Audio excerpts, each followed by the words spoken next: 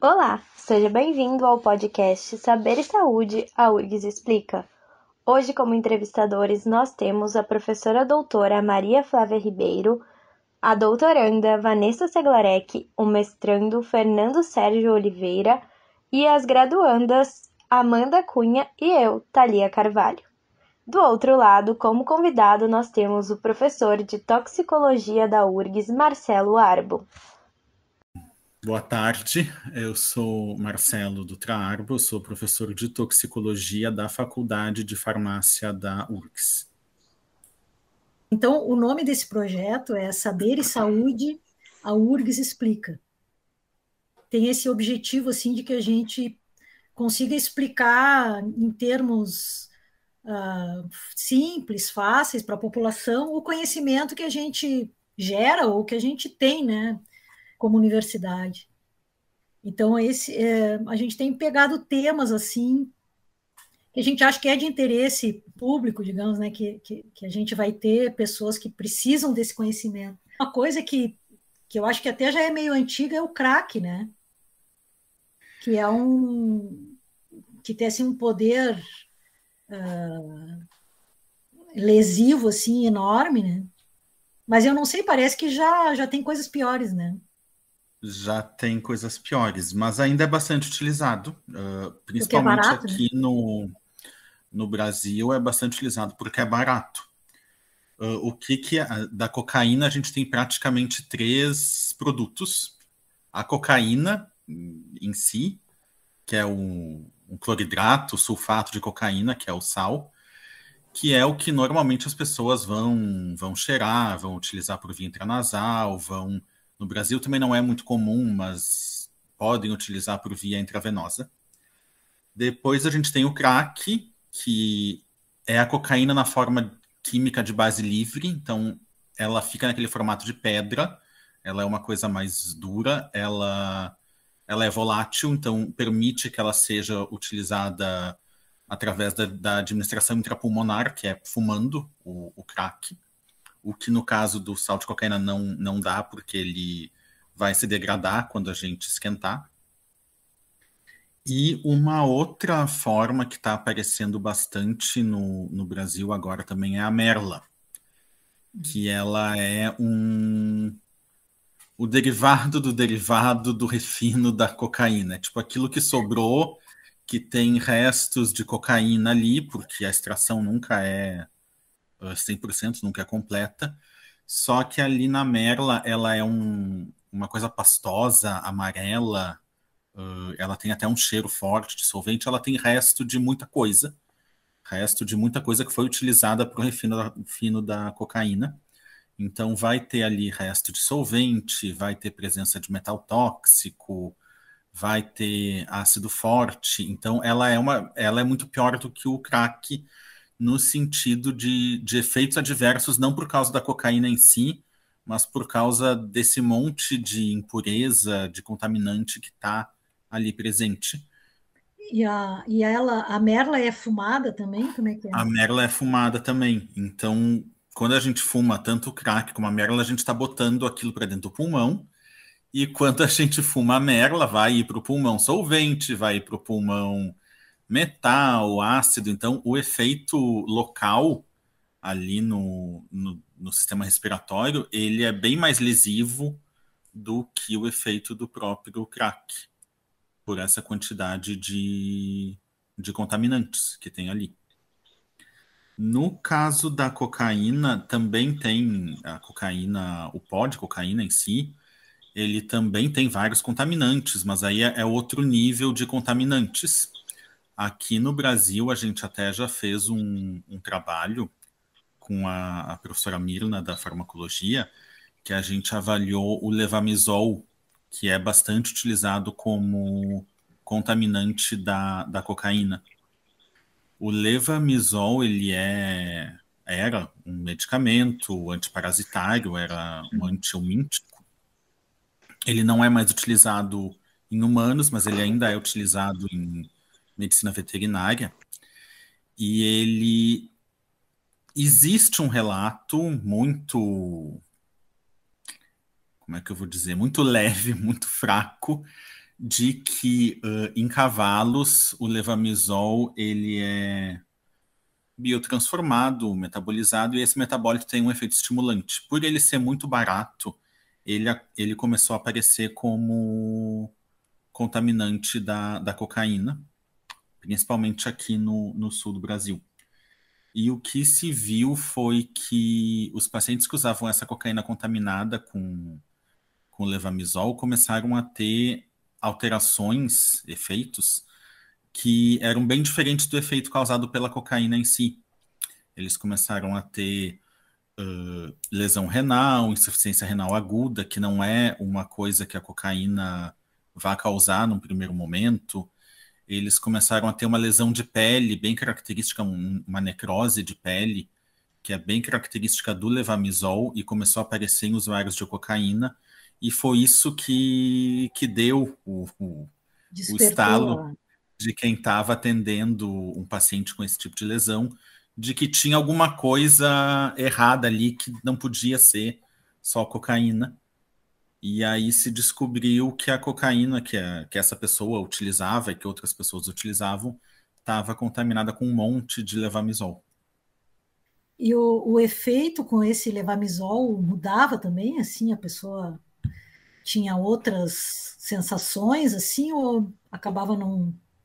Não, o que se tem é que a gente não sabe se em humanos esse metabolismo que foi descrito em cavalos, ele se repete, ele forma o mesmo produto que tem efeito estimulante.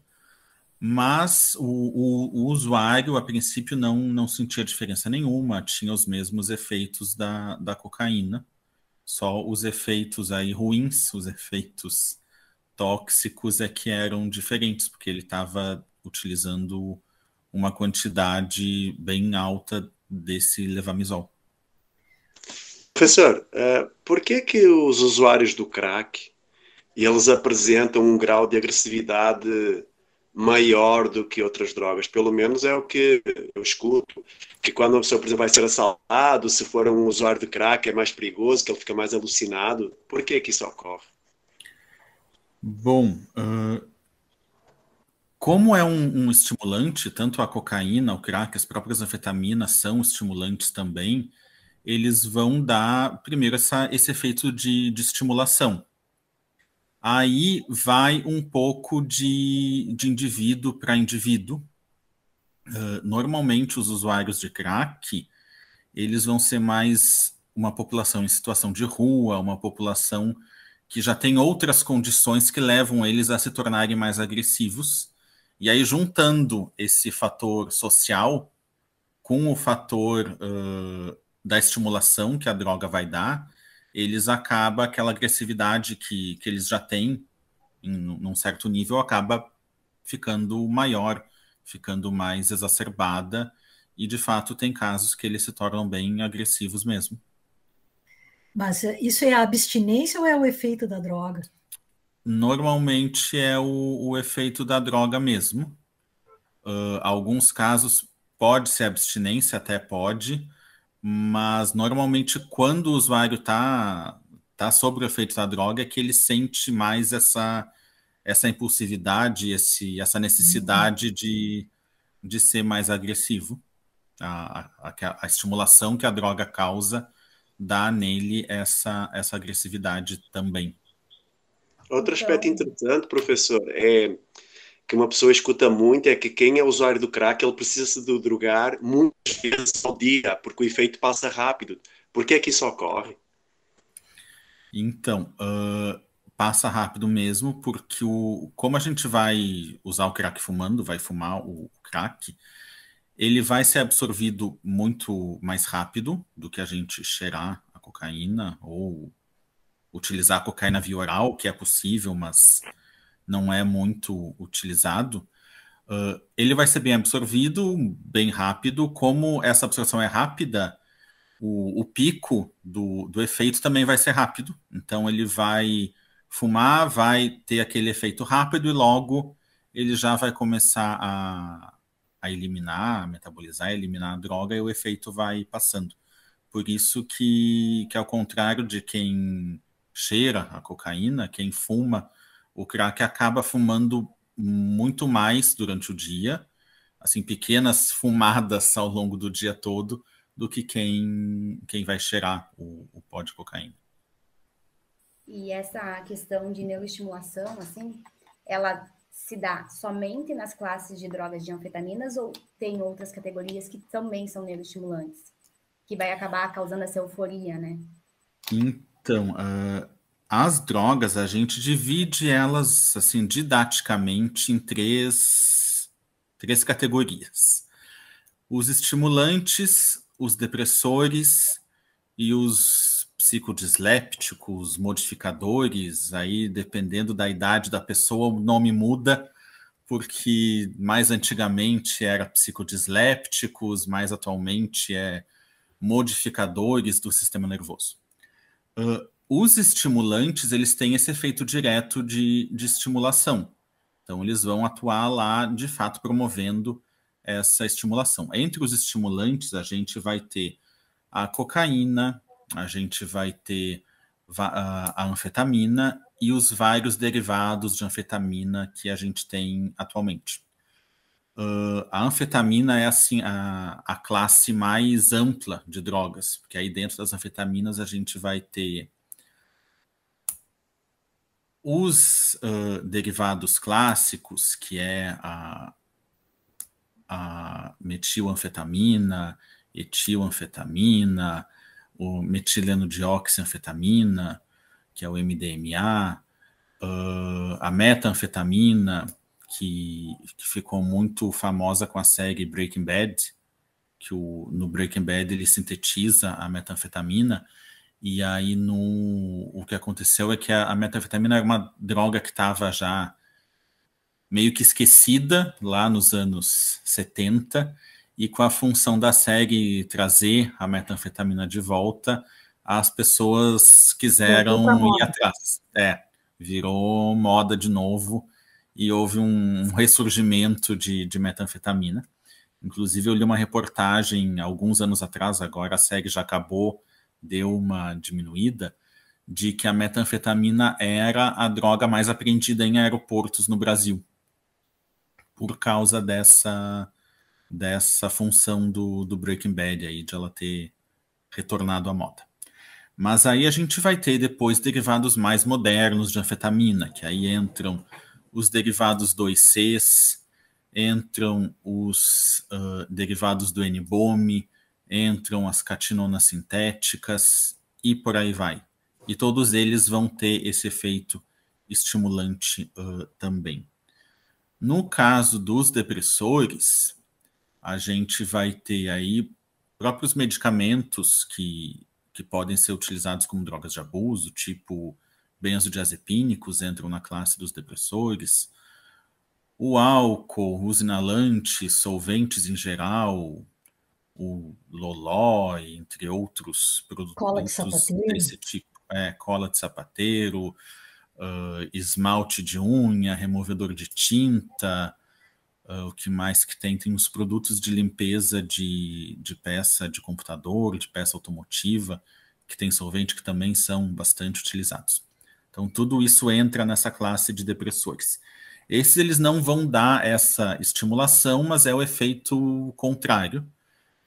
Num primeiro momento, o indivíduo se sente mais estimulado, porque como é um depressor, ele deprime aquilo que inibia o indivíduo de fazer alguma coisa. Então, sei lá, se ele queria dançar numa festa, mas ele tem vergonha, quando ele toma álcool, ele se desinibe, vai lá e dança. Então, é mais ou menos a mesma ideia com todos esses depressores. Num primeiro momento, ele leva a esse efeito que parece ser uma estimulação, mas é uma desinibição. O indivíduo acaba utilizando mais, principalmente esses solventes, esses cola de sapateiro, loló, enfim, que tem efeito muito rápido, ele acaba chegando cada vez mais, e aquilo que numa primeira usada desinibia, começa a deprimir e deixar ele deprimido. Depois, nos modificadores, a gente tem tudo aquilo que a gente chama de alucinógenos. E também a gente vai ter os canabinoides. Então, dentro dos alucinógenos, a gente tem o LSD, que, digamos, é o mais falado, mas além dele a gente tem vários produtos naturais que hoje, com essa onda verde, pessoas veganas e tal, estão aparecendo bastante também. Nesses produtos naturais a gente tem cogumelos alucinógenos, tem algumas plantas alucinógenas, tipo sálvia, tipo um cactus que é o Lophophora. A sálvia essa não é a sálvia aquela que a gente compra no mercado, é uma espécie específica que ela é oriunda do México, mas a gente vê que é utilizado aqui no Brasil. Aquelas da Amazônia lá. Tem sites que vendem, depois entra as da Amazônia que fazem o chá do Santo Daime, que é a psicótria. Elas têm, inclusive no Brasil, elas têm um uso permitido dentro do contexto religioso. Então, lá no lugar onde tem a religião do Santo Daime, ou outros nomes, tem Barquinha, União do Vegetal, dependendo do lugar, eles chamam de um nome diferente. Mas lá no lugar da religião, durante o culto, o ritual, eles usam a planta e está dentro de um uso étnico, religioso, então é ok, mas fora desse contexto, ela se torna uma droga de abuso como qualquer outra droga. Depois a gente tem alguns medicamentos, principalmente anestésicos de uso veterinário, que entram na classe dos alucinógenos também.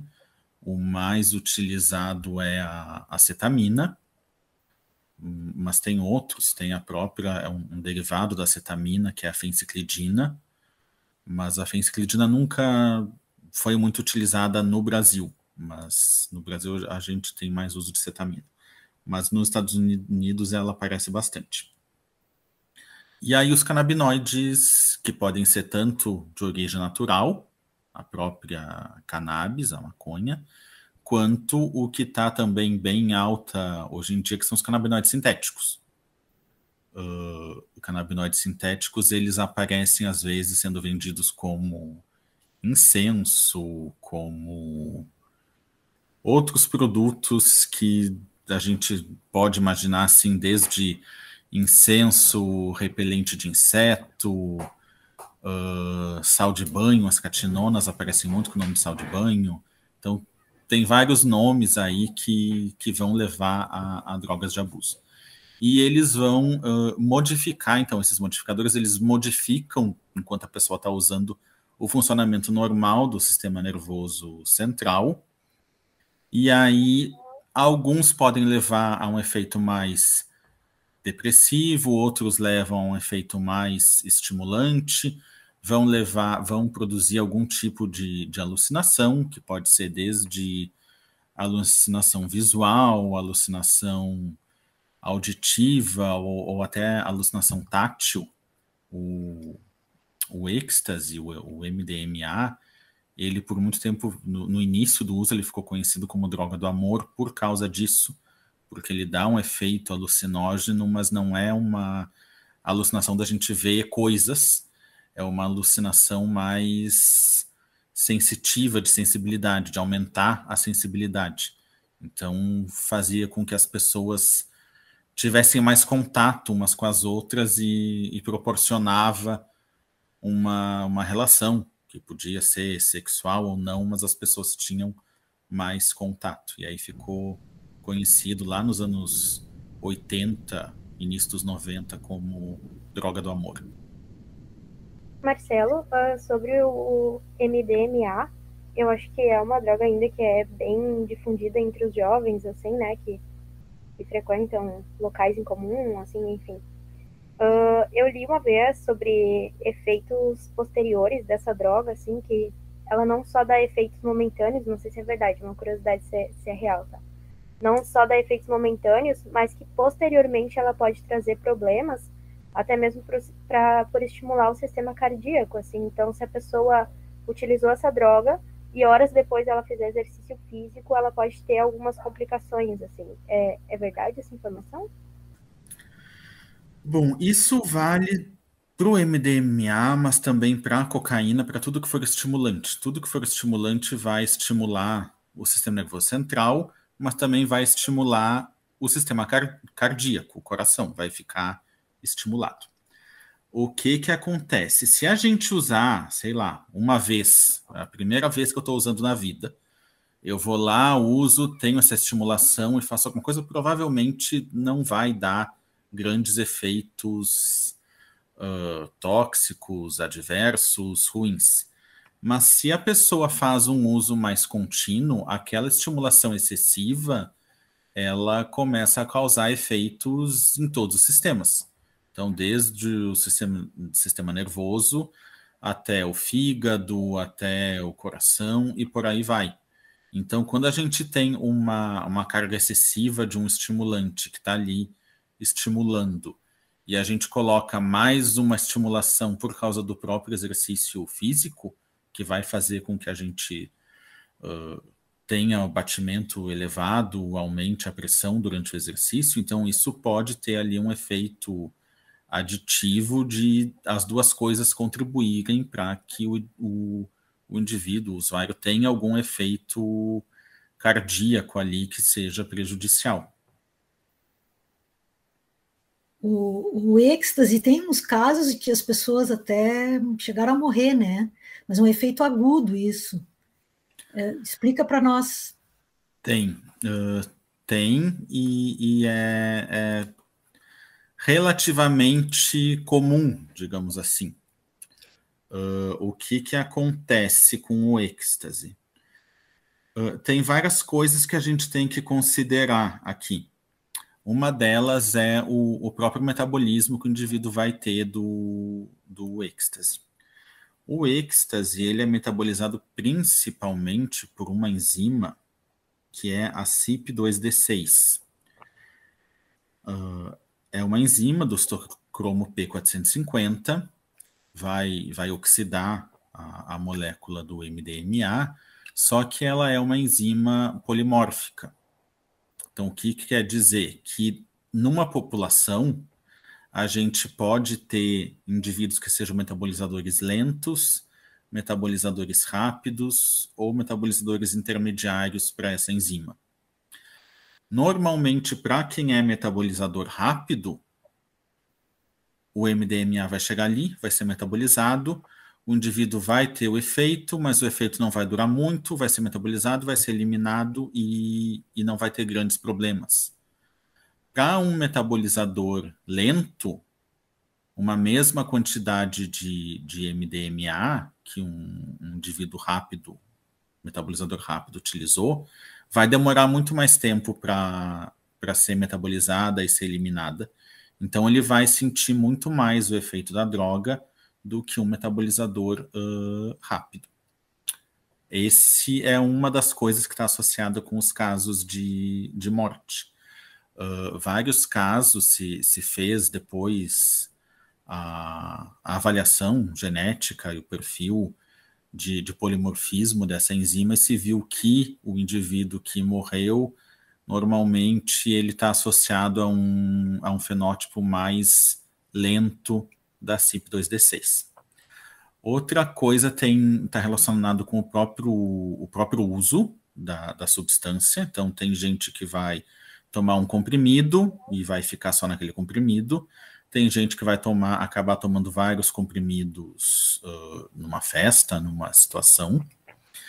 Esses comprimidos, eles vão causar hipertermia bem alta. Tem relatos de indivíduos com temperatura de 41 graus depois que usou o MDMA.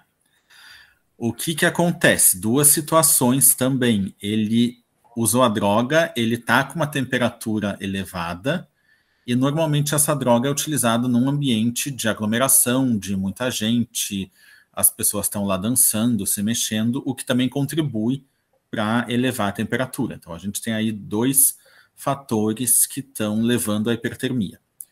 Quando a gente está nessa hipertermia, o que o indivíduo vai fazer? Ele vai lá e toma água.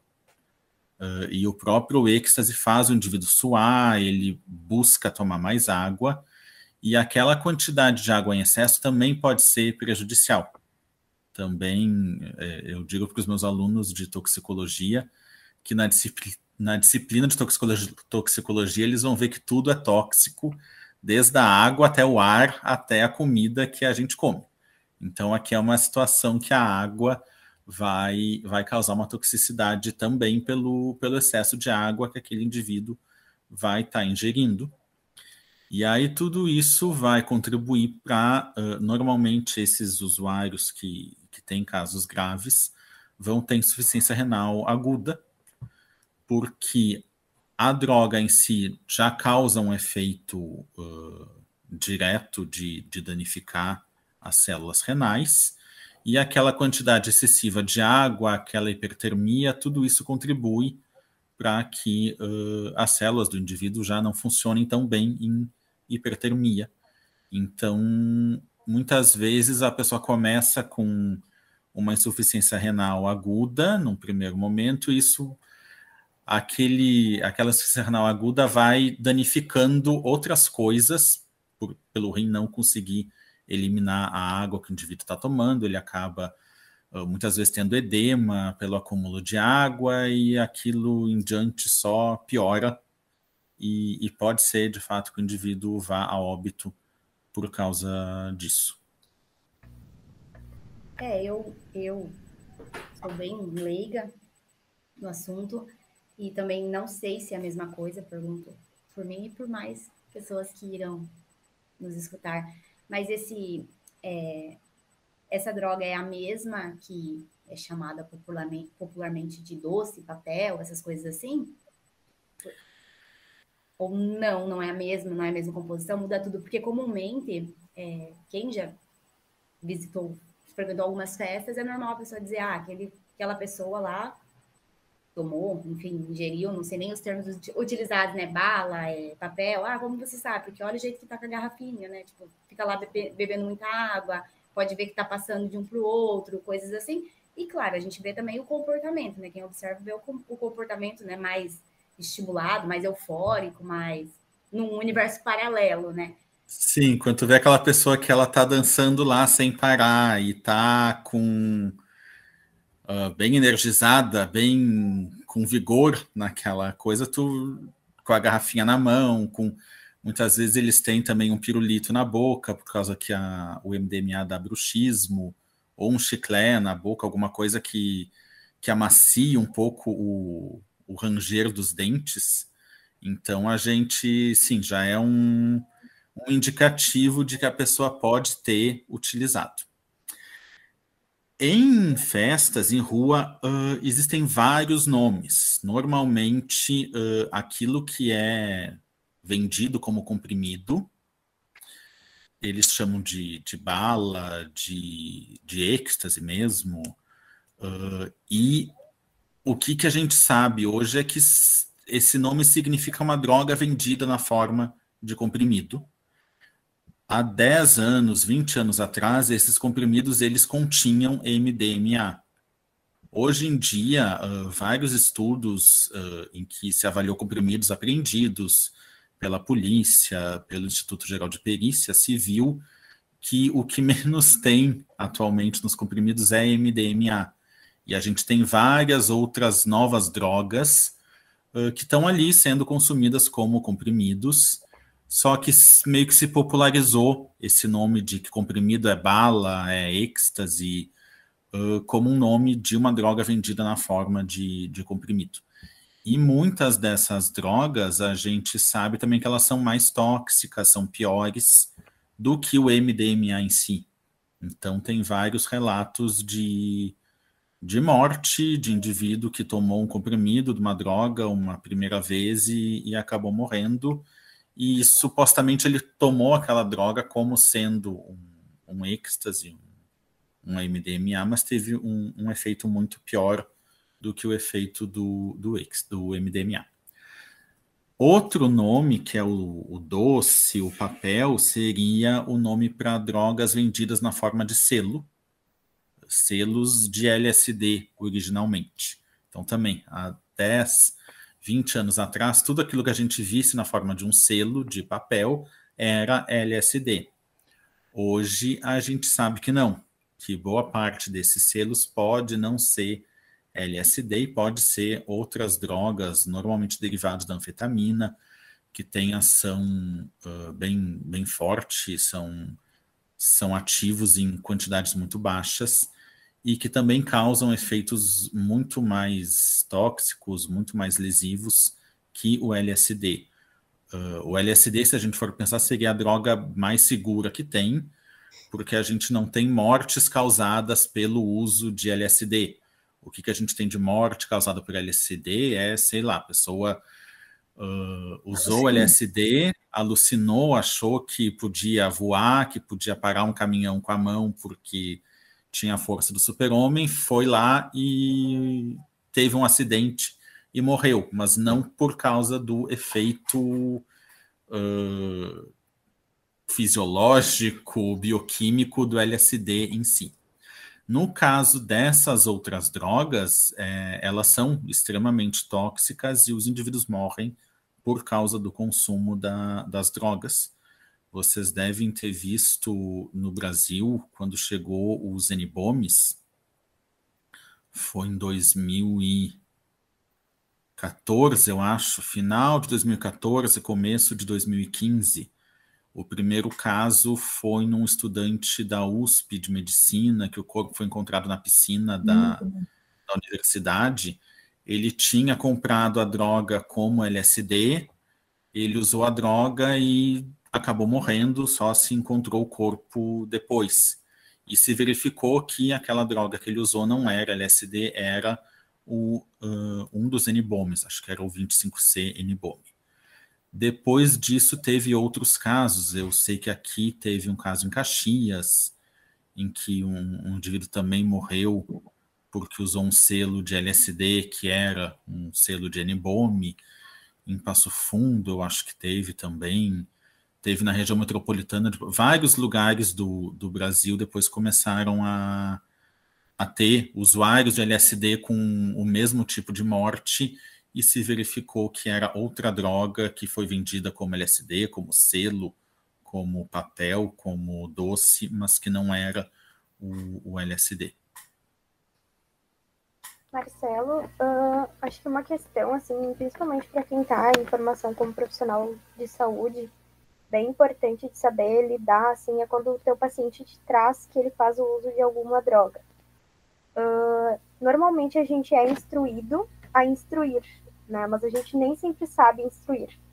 Então, assim, é uma coisa bem complexa nesse sentido, assim, de pensar como eu vou falar com uma pessoa sem saber da realidade dela, sem saber o motivo pelo qual ela começou o uso, como talvez abordar da melhor forma esse assunto, até com a população mais vulnerável, assim, né, que faz trabalho social, sem que a pessoa fuja de ti, sabe? Que ela consiga escutar e entender certas consequências e que se talvez comece, assim, com alguma instrução mais leve que não seja o rompimento do uso, sabe?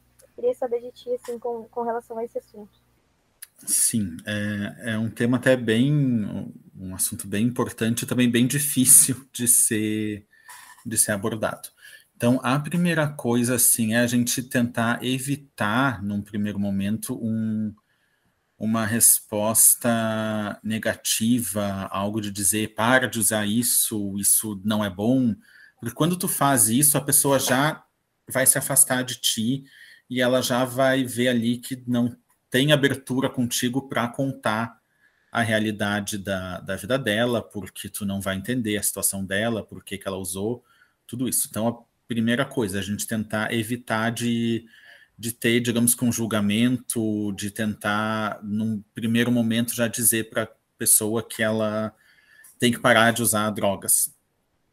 Então, primeiro, acho que a gente tem que tentar criar ali um certo laço.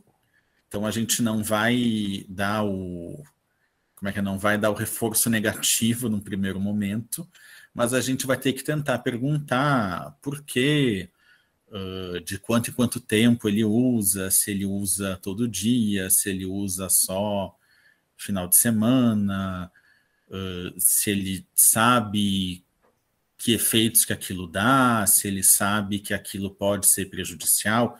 Então, tentar entrar numa conversa num nível assim mais leve, para que a pessoa já não queira mais falar contigo.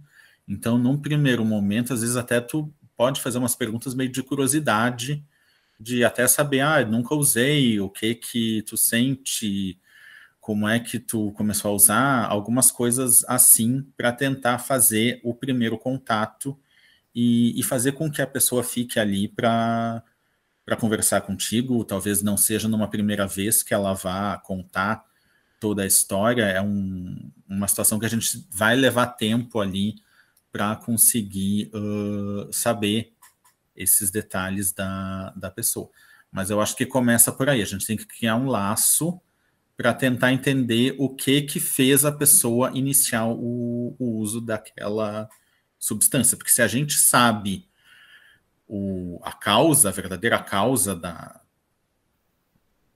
daquele abuso, daquela situação, é mais fácil da gente conseguir contornar esse problema, porque dificilmente a pessoa vai usar por usar, ela vai usar porque teve alguma situação que levou ela a utilizar.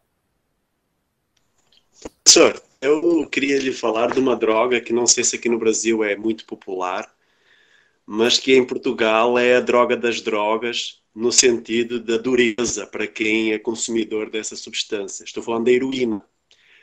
Tanto que lá em Portugal, quando alguém diz é dependente de heroína, está no fundo do poço, é a pior droga que pode o indivíduo tomar, que leva as pessoas a viver na rua, a perderem tudo, não se cuida, principalmente nos hábitos de higiene.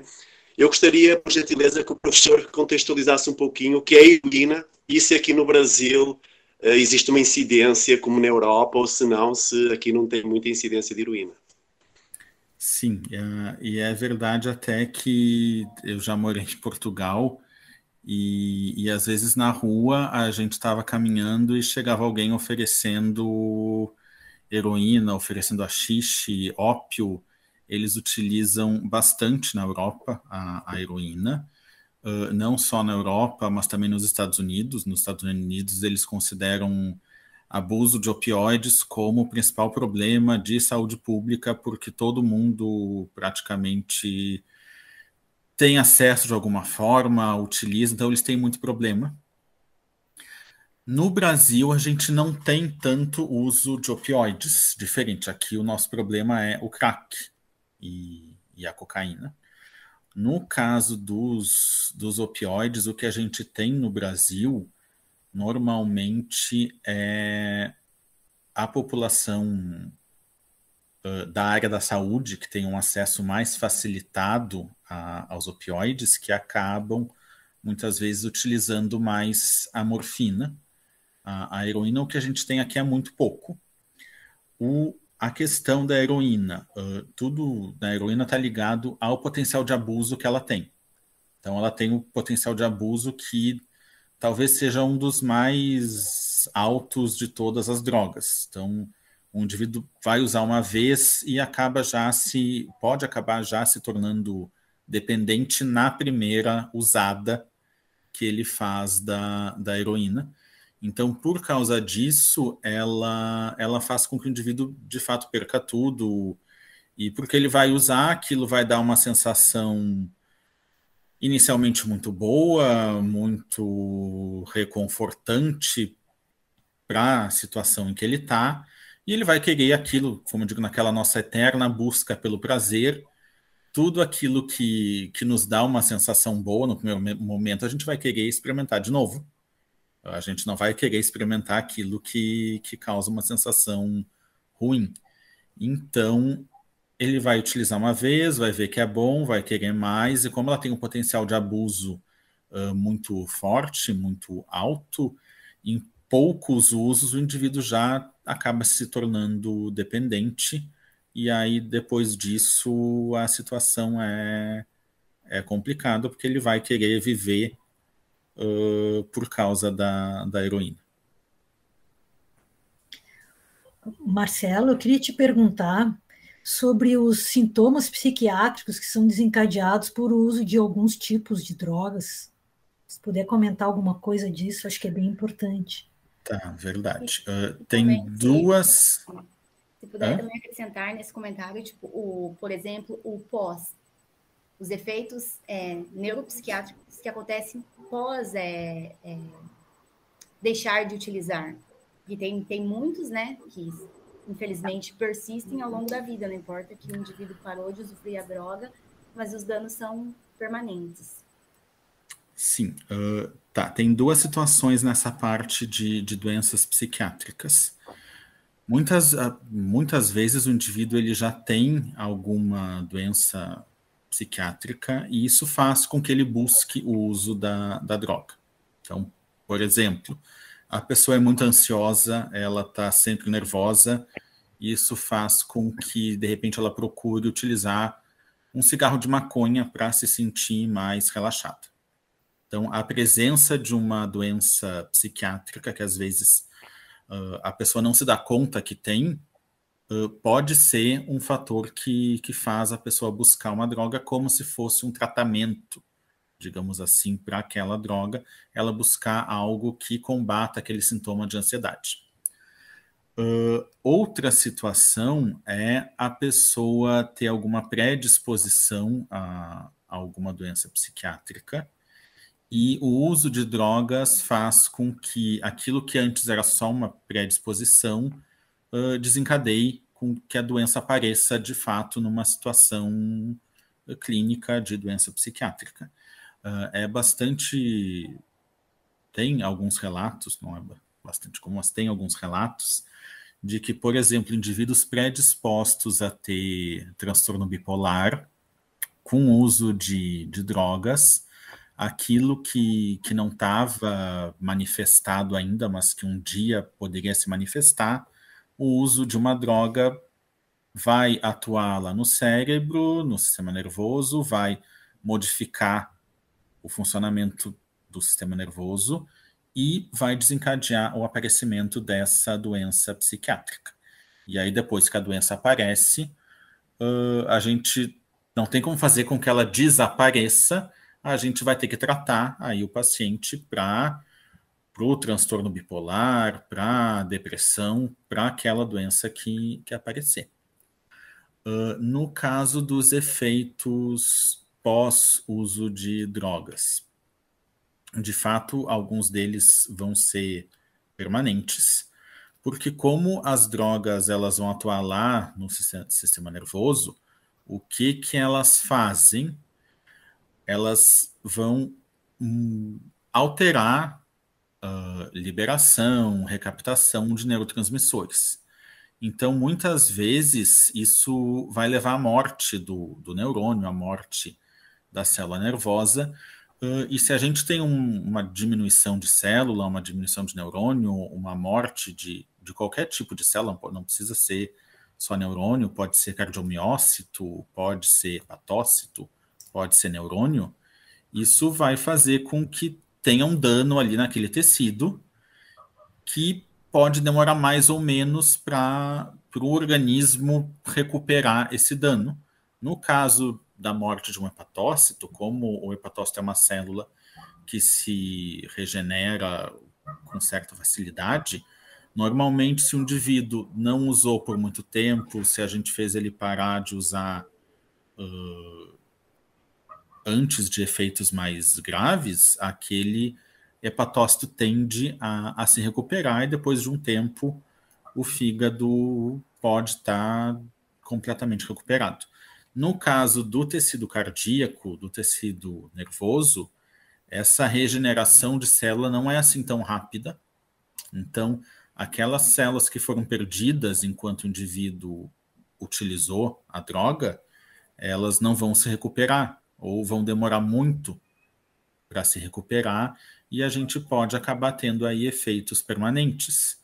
Efeitos que, por exemplo, no coração pode levar à hipertrofia cardíaca, então o coração aumenta de tamanho porque não está funcionando direito. No cérebro a gente vai ter lá diminuição de memória, às vezes alteração de coordenação motora, situações que vão acontecer por causa dessa dessa morte de células que teve lá enquanto o indivíduo fazia uso da droga. Dentro desse contexto, aproveito duas perguntas. Uma é um relato que, de fato, as pessoas que têm predisposição acabam desenvolvendo a doença neuropsicológica, neurocomportamental, devido à utilização da droga. E uma das, vou dizer, é droga, mas é um fármaco que está sendo mais utilizado no Brasil e que já tem relatos de que acabou desenvolvendo transtorno, como a bipolaridade, é a utilização do Venvanse em pessoas que têm predisposição, que ele é a lisdexanfetamina, né? Aí eu queria perguntar assim, qual que é a diferença dele para uma anfetamina mesmo, e por que ele não é considerado, uma pergunta assim de leiga para todos entenderem, né? E por que não é considerado uma anfetamina, sabendo que é assim da família da anfetamina? E também, se puder depois explicar melhor, porque quando foi dito anterior das classes das drogas, muito das faladas são conhecidas como drogas, né? Maconha, LSD, crack, mas também foram falados de fármacos e foram falados de esmalte, solvente, sei lá, cola de sapateiro, tem chá de fita, que eu já ouvi falar. O que define, então? O que define uma substância ser uma droga ou não? E aí, para poder acrescentar ali no podcast também. Tá. Por partes, então. O Venvanse. Sim, o Venvanse é a lisdexanfetamina. Na verdade, ela é uma anfetamina, só que por ela ser utilizada como fármaco, aqui foi feito meio que uma maquiagem para que ela entre na legislação, na portaria 344, não como uma anfetamina, mas como uma outra substância, porque o indivíduo vai tomar a lisdexanfetamina e ela vai ser metabolizada e vai formar anfetamina, e o que tem o efeito ativo é a anfetamina. Então, ela é praticamente uma anfetamina, mas é o que a gente chama de profármaco, que, na verdade, a substância que tem a atuação terapêutica, ela precisa ser metabolizada para que ela apareça. Então, lisdexanfetamina, o nome mesmo já diz, ela é uma anfetamina. É um pouco diferente da Ritalina, no caso, que a Ritalina ela também é um derivado da anfetamina, só que ela não forma dentro do organismo a anfetamina, ela forma outros metabólitos, então tem essa diferença. No caso da droga, dentro de droga a gente pode ter muita coisa, então a gente pode ter substâncias que são drogas de abuso per se, tipo a cocaína, a maconha, a anfetamina. A gente pode ter substâncias que são medicamentos e a gente vai fazer uso delas como droga de abuso. Aí entram os benzodiazepínicos, a morfina e outros opioides, entra a própria lisdexanfetamina, loperamida, vários outros medicamentos que são utilizados como drogas de abuso.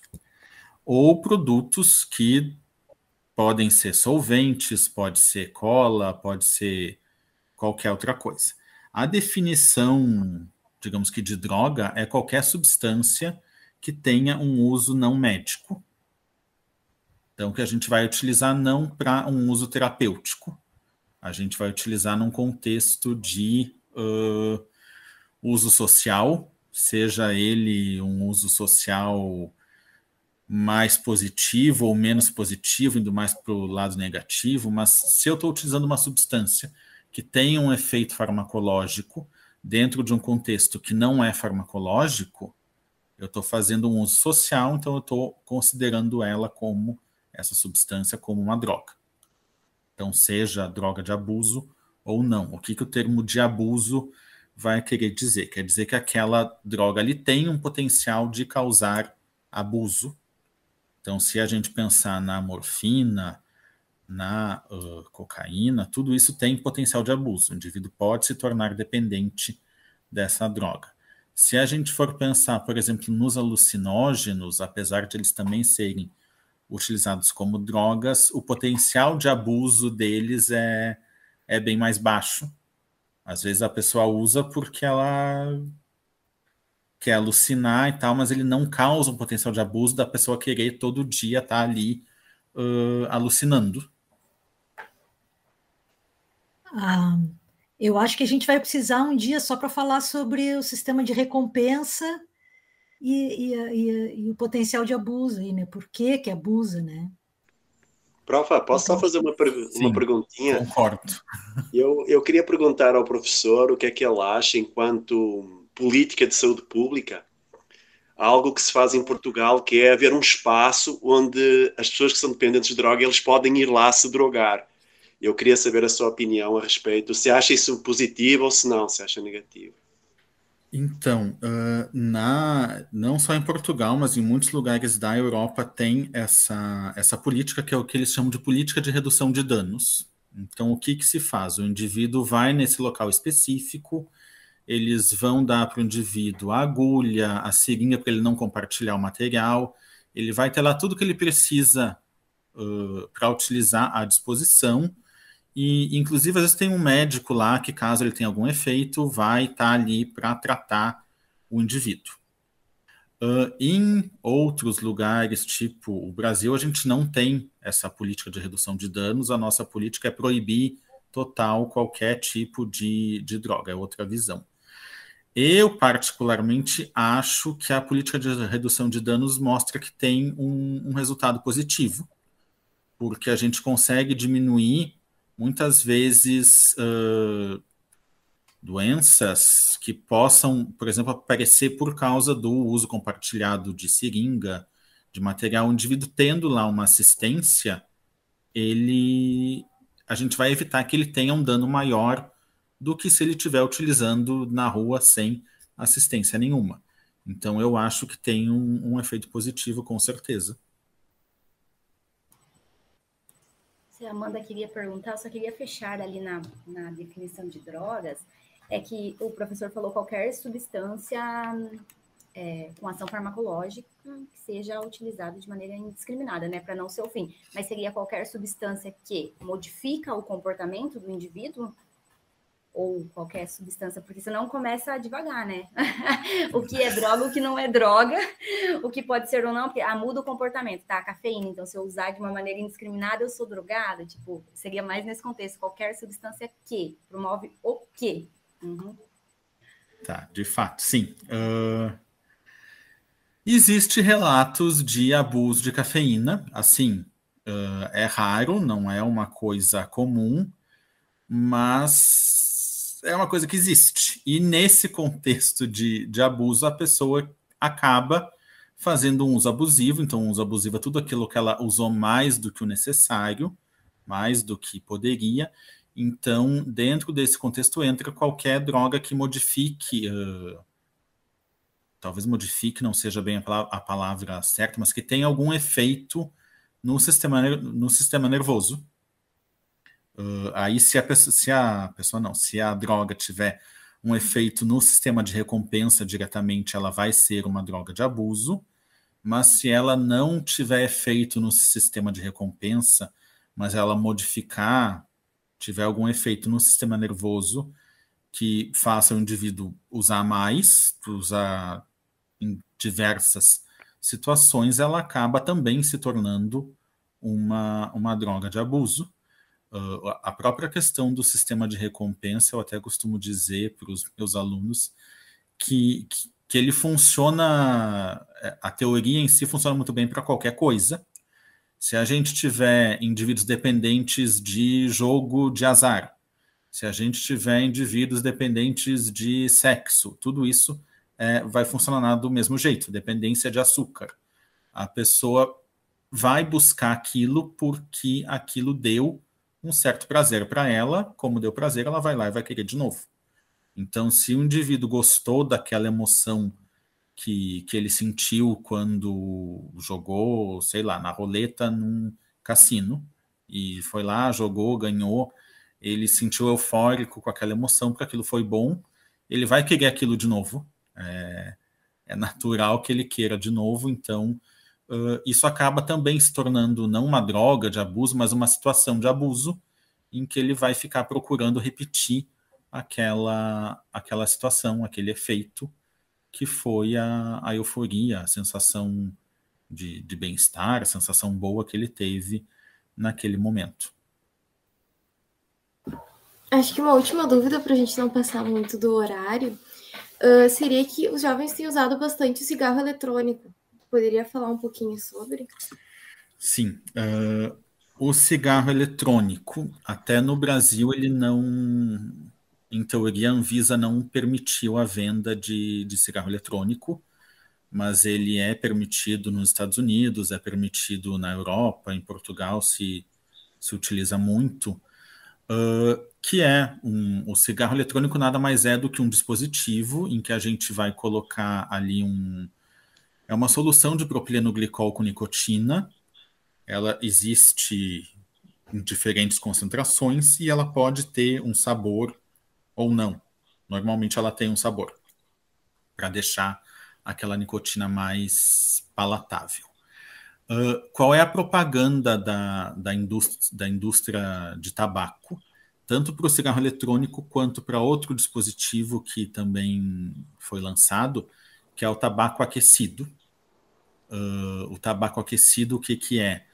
É um dispositivo que a gente vai colocar um cigarro ali dentro, próprio para uso como tabaco aquecido, e ele não vai queimar, ele só vai esquentar o cigarro e o calor vai fazer com que a nicotina seja liberada e possa ser fumada sem a ingestão de outros derivados ruins da queima do tabaco, como o próprio monóxido de carbono, o alcatrão, entre outras coisas.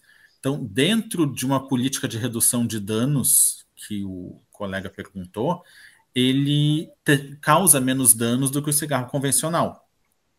Mas a gente tem que ter cuidado porque normalmente a indústria do tabaco ela coloca uma imagem de que é livre de danos, e não é que ele seja livre de danos, mas ele, em comparação com o tabaco convencional, de fato causa menos danos, mas a gente tem estudos que mostram que ele não deixa de não causar danos, ele causa danos da mesma forma. No caso do tabaco, do cigarro eletrônico que tu comentou, como é uma solução que se coloca ali dentro do dispositivo do tabaco, isso se popularizou em que começaram a colocar ali as mais diversas soluções para serem fumadas ali naquele dispositivo.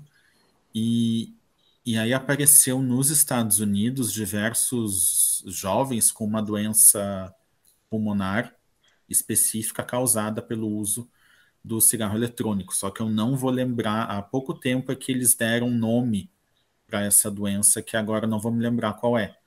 Mas é síndrome de alguma coisa, eu não vou me lembrar o nome, mas tem um nome específico para essa doença que veio do uso do cigarro eletrônico. Professor, só como nós temos duas odontos aqui no grupo, e eu tenho uma experiência pessoal de ter...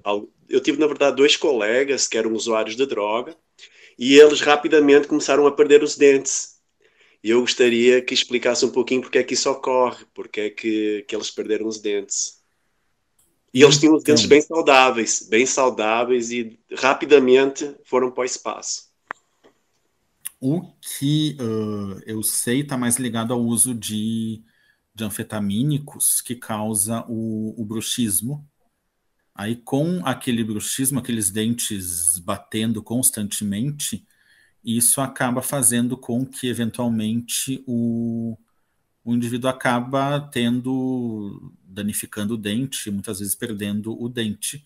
Eu já li relatos de caso pós-mortem de usuários de êxtase, de MDMA, de anfetaminas, em que entre os relatos lá do exame físico do corpo da vítima, dava para ver exatamente que eles perderam muito dos dentes por causa desse bruxismo. Então, um dente que era para ter um tamanho X, ele tinha metade daquele tamanho porque o dente foi se desgastando.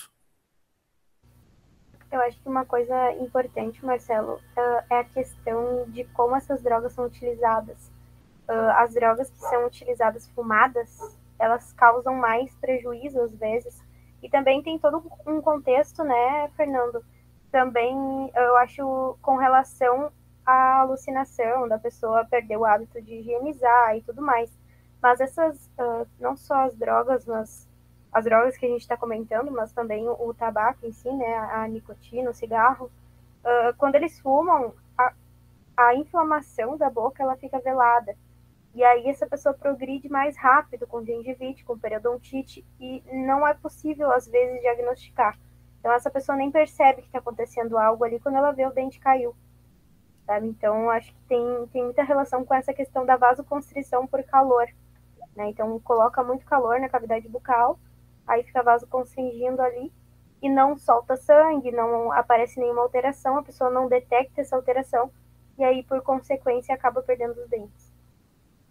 Não tem alguma coisa evidente, quando ela vê, já é tarde. Fica velando. Normalmente, tudo aquilo que é fumado acaba sendo pior. Acaba sendo pior primeiro porque a gente está queimando alguma coisa. Quando a gente está queimando alguma coisa e insuflando para dentro do pulmão, da cavidade oral, a gente está colocando para dentro do corpo aqueles produtos que são provenientes da queima também. E a gente sabe que a queima de qualquer matéria orgânica, ela leva à formação de benzopireno, leva à formação de gás carbônico, de monóxido de carbono, que tudo isso são substâncias tóxicas. Então, quando a gente pensa na droga fumada, a gente também tem que considerar que a gente vai ter ali efeitos da própria queima da substância, que vai liberar produtos nocivos, cancerígenos e produtos, às vezes, que têm efeito tóxico muito pior do que a própria droga. Normalmente também essas drogas são potencial para o câncer de boca, né? Então isso é uma coisa que a gente sempre comenta entre as questões das drogas prejudicarem, né, a saúde bucal, é essa questão de possibilitar alteração celular ali na região da mucosa e resultar em câncer bucal também. O próprio cigarro, né? O cigarro normal também. Sim, tudo aquilo que queima, ele vai liberar hidrocarbonetos policíclicos aromáticos. O principal, mais conhecido deles, mais estudado, é o benzopireno. E o benzopireno, ele é cancerígeno, ele está ligado com alteração de DNA e com o desenvolvimento de câncer. Então, normalmente, isso vai estar ligado com câncer de boca, câncer de esôfago, câncer de pulmão. Todos esses lugares por onde aquela fumaça passar tem um potencial de, a longo prazo, desenvolver câncer, com certeza. E como é que está a situação aqui em Porto Alegre, professor, comparativamente à média do Brasil? Nós estamos na média ou aqui tem mais ou menos consumo de drogas? Não, nós estamos na mesma média do Brasil inteiro. O crack é mais ou menos na mesma média. Alguns anos atrás, eu sei que Porto Alegre tinha um consumo maior de solventes, de cola de sapateiro, loló e adjacências, em relação ao resto do Brasil. Eu não sei se isso continua igual hoje. Até uns 10 anos era muito maior aqui do que no resto do país. Eu não sei, não vi dados mais atuais que falem disso. Foi bem legal mesmo. E a gente vai te chamar outras vezes, tá? Tá bom. Pode ficar à vontade para chamar. Tá, muito obrigada, Marcelo. Ah, de nada. Eu que agradeço o convite e fico à disposição. Qualquer coisa, a gente grava outro falando ou da questão só do abuso, que nem a Flávia comentou, ou falando um pouco de política de redução de danos. Então, fico à disposição para quando vocês precisarem. Agradecemos então a participação do nosso convidado. Se você gostou desse podcast, não esqueça de compartilhar com seus amigos e de nos seguir nas redes sociais. Você nos encontra no Instagram com @saberesaudeurgs.